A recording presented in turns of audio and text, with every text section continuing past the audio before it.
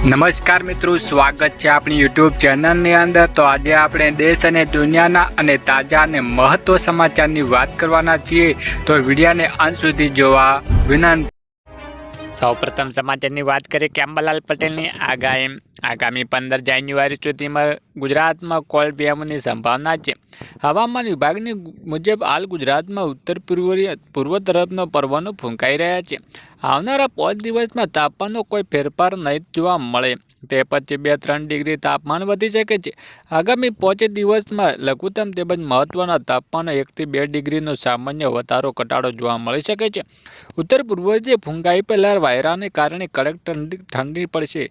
Naliya 7.5 degree Celsius સાથે રાજ્યનું સૌથી ઠંડુ શહેર બન્યું છે। ડીસામાં 11 ડિગ્રી સેલ્સિયસ નોંધાયું હતું, જેના કારણે વહેલી સવારે મોડી રાત્રે લોકો કડકડતી ઠંડીનો અનુભવ કરી રહ્યા છે। વધુ મહત્વની વાત કરીએ કે રાશન કાર્ડ ધારકો માટે મોટો નિર્ણય। સરકાર સમયાંતરે એવી યોજનાઓ રજૂ કરતી રહી છે જેનાથી લોકો આર્થિક લાભ લઈ રહ્યા છે। આવી જ એક મહત્વપૂર્ણ પહેલા કેન્દ્ર સરકારે રેશન કાર્ડ ધારકો માટે એક નવી યોજના જાહેર કરી છે, જે અંતર્ગતમાં પાત્ર પરિવારને દર મહિને 1000 રૂપિયાની નાણાકીય સહાય પૂરી પાડવામાં આવશે। આ યોજનાના ખાસ કરીને એવા પરિવારો માટે કાયદેદારક છે કે જેમની આર્થિક સ્થિતિ સારી નથી। વધુ આગળ વાત કરીએ કે રેલવે ટિકિટ થઈ મોંઘી। ભારતીય રેલવે ટિકિટના રિઝર્વની સિસ્ટમમાં મોટા ફેરફાર કર્યા છે। રેલવેએ વર્ષ 2026માં ટિકિટ બુકિંગ માટે નિયમોમાં અનેક મોટા ફેરફારો કર્યા છે। 5 જાન્યુઆરીથી રેલવે એડવાન્સ બુકિંગ રિઝર્વ સિસ્ટમના આધારે કાર્ડની જરૂરિયાત વધારી છે। એડવાન્સ બુકિંગ માટે આધાર કાર્ડ જરૂરી છે। જો તમારે આરસીટીસી એકાઉન્ટ આધાર સાથે લિંક નહીં હોય તો સવારે 8 વાગ્યાથી લઈને સાંજે 4 વાગ્યા સુધી ટિકિટનું બુકિંગ નહીં કરી શકો। વધુ મહત્વની વાત કરીએ કે સોના ચાંદીમાં સતત વધારો। સોના અને ચાંદીમાં ભાવમાં સતત વધી રહ્યા છે। આજે વાયદા બજારમાં પણ કિંમતી ધાતુઓને ભાવ એકવાર ફરીથી ઉછાળ્યા। રિટેલ બજારમાં ભાવ ચડ્યા છે। વૈશ્વિક પરિસ્થિતિ અને અન્ય પરિબળોને કારણે સોનું ચાંદી આકાશે લાંબી રહ્યા છે, તો પણ લેવાનું વિચારતા હોય તો લેટેસ્ટ રેટ ખાસ ચેક કરી લેજો। સૌથી અગત્યની વાત કરી કે હવામાનની આગાહી। હવામાન વિભાગના ડાયરેક્ટર A.K. દાસે કહ્યું છે કે 6 જાન્યુઆરીથી 12 જાન્યુઆરીના સુધી લઘુત્તમ તાપમાનમાં વધુ ફેરફાર નહીં થાય। ત્યારબાદ તાપમાનમાં અક્રશ વધારો થતો ઠંડી નહીં ઘટશે। જો કે હાલ અમદાવાદ, ગાંધીનગર સહિત 13 ડિગ્રી તાપમાન રહેવાની શક્યતા રહેલી છે।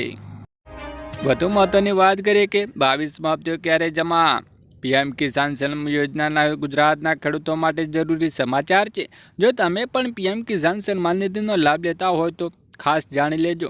ફક્ત કેવાયસી કરવાની કામ પતી જશે કે એવું નથી, કારણ કે જો તમારે 22મો હપ્તો જોઈતો હોય તો આ એક આઈડી બનાવવાનું પડશે, નહીં તો હપ્તો અટકી જશે। વિગતવાર ખાસ જાણો। વધુ મહત્વની વાત કરીએ કે સિગારેટ થઈ ગઈ છે મોંઘી। ભારતમાં ધૂમ્રપાન કરવા માટે મોટા સમાચારો છે। 1 ફેબ્રુઆરી 2026થી સિગારેટના ભાવમાં વધારો થવાની તૈયારી છે। કેન્દ્ર સરકારે તમાકુ ઉત્પાદનો પર નવો ટેક્સ લગાવવાનું કારણ પણ સ્પષ્ટ કર્યું છે। સરકારને આશા છે કે ટેક્સ વધારવાની સમય જતાં તમાકુનો વપરાશ કરશે અને આવકમાં વધારો થશે।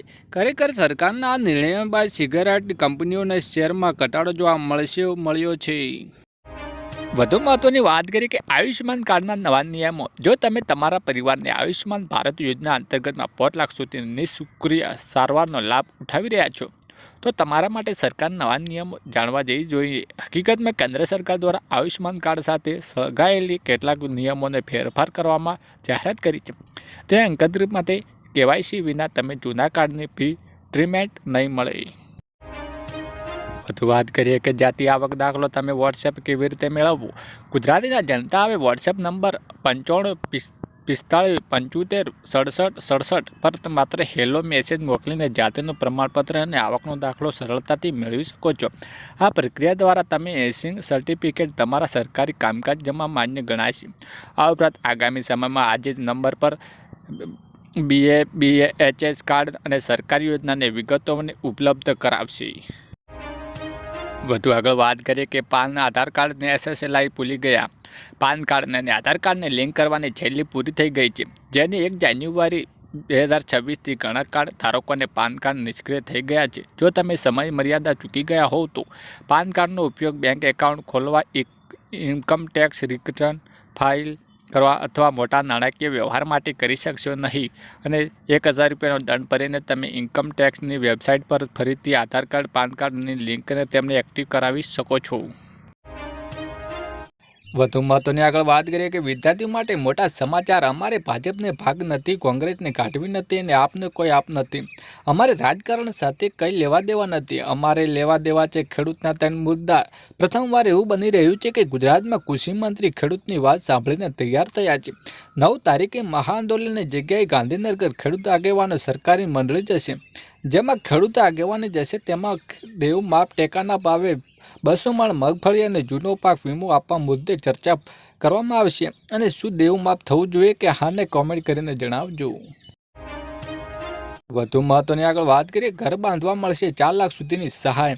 પ્રધાનમંત્રી આવાસ યોજનાનું સપનું ઘર 2026 સહાય મળશે 4 તબક્કા। 1 ક્લિક લેવલ પૂર્ણ થયા બાદ 70,000ની સહાય, 2 ક્લિક લેવલ પૂર્ણ થયા બાદ 80,000ની સહાય, પ્લેન પૂર્ણ થયા બાદ 1.5 લાખની સહાય, 100% બાંધકામ પૂર્ણ થાય તો 1 લાખની સહાય। જમીનની માલિકો પૂર્વ મંજૂરી થયેલા બાંધકામની મંજૂરીનો દાખલો અને 50 સ્ટેમ્પ પર નોટરીની એન્ટ્રી, આધાર કાર્ડ, કુટુંબ તમામના સભ્યો, બેંક વિગતો, પાસબુક, ચેક, સ્ટેમ્પ બાંધવા માટે શરતો, પોતાની જમીન અથવા સર્જરિત મકાન ઉપસ્થિત, પાકું મકાન બાંધવા માટે એનસીબી ધોરણ મુજબ હોવું જરૂરી છે। મકાનને કાપેલા 30 થી 45 ચોરસ વચ્ચે મકાનમાં 2 રૂમ, રસોડું, શૌચાલય, બાથરૂમ ફરજિયાત રહેશે। વધુ આગળ વાત કરી કે વીજળીના નિયમમાં ફેરફાર।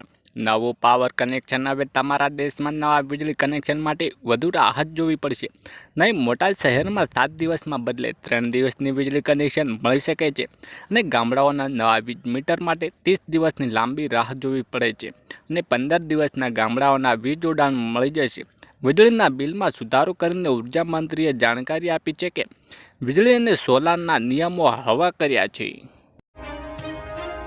વધુ આગળ વાત કરીએ કે સરકારી લાભ લેવા આધાર કાર્ડ। જો તમારે નવું બેંક ખાતું ખોલાવવાનું છે તો સિમ કાર્ડ ખરીદવું છે કે કોઈ સરકારી યોજનામાં લાભ મેળવો છો તો આવી સ્થિતિ તમારું આધાર કાર્ડ અપડેટ રાખવું ખૂબ જ જરૂરી છે। જો તમારે આધાર કાર્ડના 10 વર્ષ થઈ ગયા છે તેમ એમાં મોબાઈલ નંબર સરનામું બદલી ગયું હશે તો અપડેટ કરવું જરૂરી રહેશે। એટલે કે આધાર કાર્ડ વહેલી તકે અપડેટ કરવામાં સરકારે આદેશ આપ્યો છે। જો તમે આધાર કાર્ડમાં અપડેટ નહીં રાખો તો તમારા બેંક ખાતાના સરકારી યોજનાઓને લાભ મેળવવામાં મુશ્કેલીઓ આવી શકે છે। વધુ મહત્વની આગળ વાત કરીએ ડ્રોન દીદી યોજના। ડ્રોન દીદી યોજના મહિલાઓ માટે સૌથી મોટી યોજનાઓ ડ્રોન દીદી છે। આ યોજના હેઠળ સરકારે આગામી કેટલાક વર્ષોમાં 1261 કરોડ રૂપિયાની ખર્ચીને 15,000 મહિલાઓને સ્વસહાય જૂનો ડ્રોન આપવાનો નિર્ણય કર્યો છે। આ માટે આ મહિલાઓને લગભગ 15 દિવસ સુધી ટ્રેનિંગ આપવામાં આવે છે અને મહિલાઓને ડ્રોન ખરીદવા માટે તેની કિંમત 80% અથવા વધુ 8 લાખ રૂપિયા આપવામાં આવે છે અને દર મહિને 15,000 રૂપિયાની સહાય પણ મળે છે। વધુ આગળ વાત કરીએ કે પોસ્ટ ઓફિસની કિસાન વિકાસ પત્ર યોજના શું છે। દેશની મોટી વસ્તી ગ્રામીણ વિસ્તારોમાં રહે છે। આ લોકોની આજીવિકાનો મુખ્ય સ્ત્રોત ખેતી પર છે। ગ્રામીણ વિસ્તારોમાં રહેતા લોકોને બચત અને રોકાણ કરવા માટે પ્રોત્સાહિત કરવા માટે પોસ્ટ ઓફિસ ખૂબ જ અદ્ભુત યોજનાઓ ચલાવી રહી છે। આ યોજનાને નામ કિસાન વિકાસ પત્ર યોજના છે। આ યોજનાને નામે તમે જે રકમ રોકાણ કરી શકો છો લગભગ 115 મહિલાઓને બમણી થઈ જાય છે। તમે કિસાન વિકાસ પત્ર યોજના ખાતું ખોલાવો છો અને 5 લાખ રૂપિયા રોકાણ કરો છો તો તેમાં 115 મહિના પછી તમારે 10 લાખ સુધી મળી શકે છે। કિસાન વિકાસ પત્ર યોજના વ્યાજ દર ચક્રવૃદ્ધિ આધારે ગણવામાં આવે છે। જો તમારે આ યોજના રોકાણ કરવા માગતા હોય તો સૌપ્રથમ તમારે તમારી નજીકની પોસ્ટ ઓફિસમાં જઈને ત્યાં યોજનાઓ તમારું ખાતું ખોલાવવા પછી રોકાણ શરૂ કરી શકો છો। છેલ્લે મહત્વની વાત કરી કે પશુપાલકોને 10,800ની સહાય। ગુજરાત સરકાર દ્વારા ગાય સહાય યોજના 2025ની જાહેર કરવામાં આવી છે। આ યોજના હેઠળ દરેક ગાય માટે 900 રૂપિયાની નાણાકીય સહાય આપવામાં આવે છે, જે વાર્ષિક 10,800 થાય છે। આ સહાય ગાયના સંભાળ ખર્ચ મદદ કરવા માટે રચાયેલી છે। આ યોજનાના લાભ લેવા માટે ખેડૂતને ગુજરાત રાજ્ય કાયમી રહેવાસી હોવા જોઈએ, તેમની પોતાની જમીન જોઈએ અથવા ભાડાની જમીન પણ ખેતી કરતા હોવા જોઈએ। જ્યારે આ યોજના હેઠળ દરેક ખેડૂતોને વધુમાં વધુ 4 ગાયો માટે સહાય મળી શકે છે।